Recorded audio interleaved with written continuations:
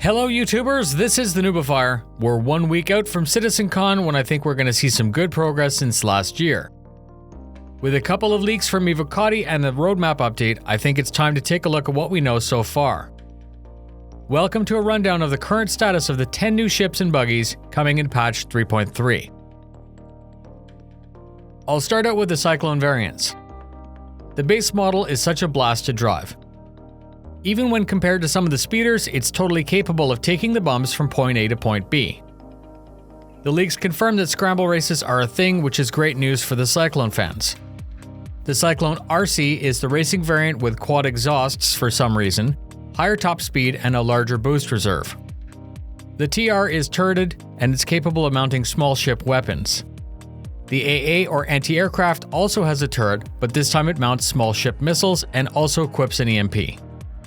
The RN is reconnaissance with slightly augmented scanners. Some have wondered if you could use this with a prospector to scout out mineable ore.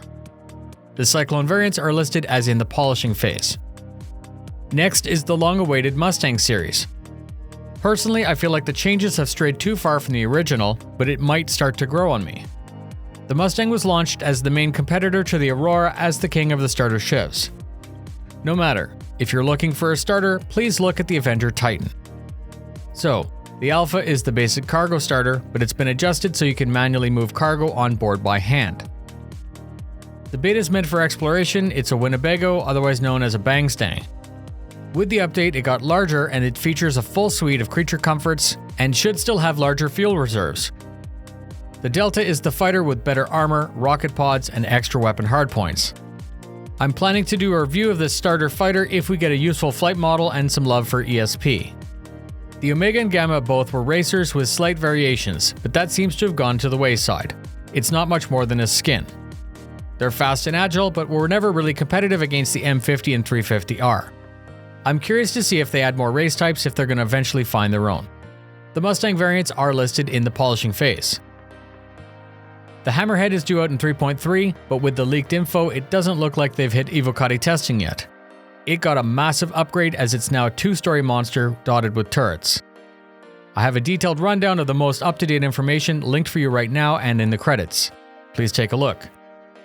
The ship is listed as polishing. And finally, a ship that I never understood until recently, the Constellation Phoenix. In my opinion, the Phoenix design puts the 600 to shame. There seems to be a clear, higher level of luxury in the interior despite it being smaller. The Phoenix illustrates to me that the 600 needs a revisit. I have a detailed rundown from Friday's RTV of the most recent information linked up for you right now. The Phoenix is listed as 43 out of 76 tasks complete. And that's it. Thanks very much for spending your time with me.